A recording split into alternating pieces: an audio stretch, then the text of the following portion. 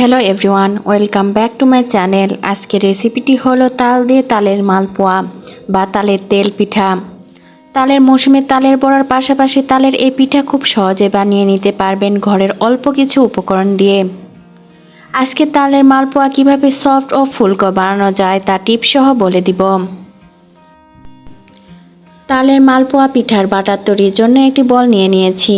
বলে দিয়ে দিচ্ছি হাফ কাপ ময়দা, হাফ কাপ মেজারমেন্ট কাপ দিয়ে দিচ্ছি 1 কাপ চালের গুঁড়া, দিচ্ছি সামান্য লবণ স্বাদের জন্য, হাফ কাপ লাল চিনি দিয়ে দিচ্ছি। আপনারা চিনির পরিমাণ কম বা বেশি করে নিতে পারেন।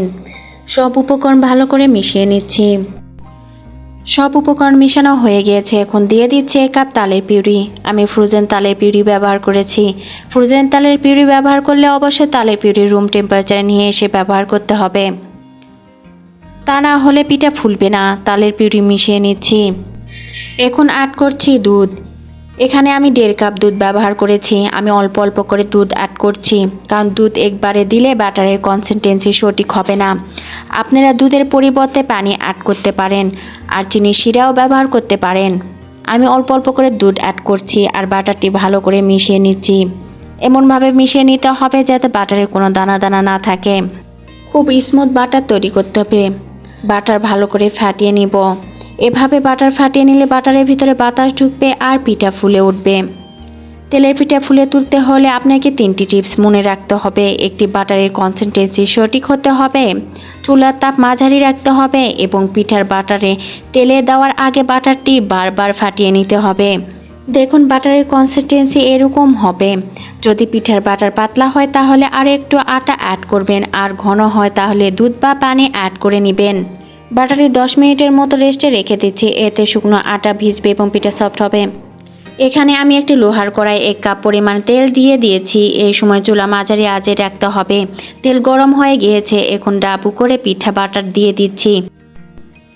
দেখবেন এক সময় আস্তে আস্তে করে তেলের উপর পিঠা ভেসে উঠবে।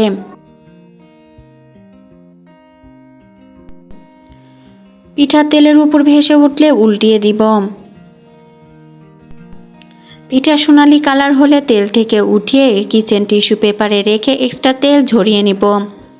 দেখুন পিঠা কতটা সুন্দরভাবে ফুলে উঠেছে। এভাবে করে প্রতিটি পিঠা ভেজে নিব।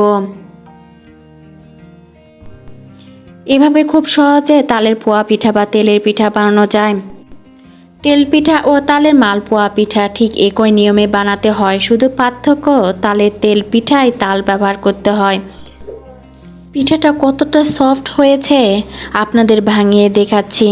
দেখুন পিঠার ভিতরে কতটা ফুলকো হয়েছে। আমি গরম তালের পিঠা সার্ভ করেছি, এই জন্য ভেঙে দেখাতে একটু কষ্ট হচ্ছে। তেলের পিঠার মতো তালের মালপোয়া পিঠার ভিতর দিক দেখতে একই মতো। আমার ভিডিও ভালো লেগে থাকলে অবশ্যই আমার চ্যানেলটি সাবস্ক্রাইব করবেন, লাইক করবেন, কমেন্ট করবেন এবং শেয়ার করবেন আপনাদের ফ্যামিলি ও ফ্রেন্ডের সঙ্গে।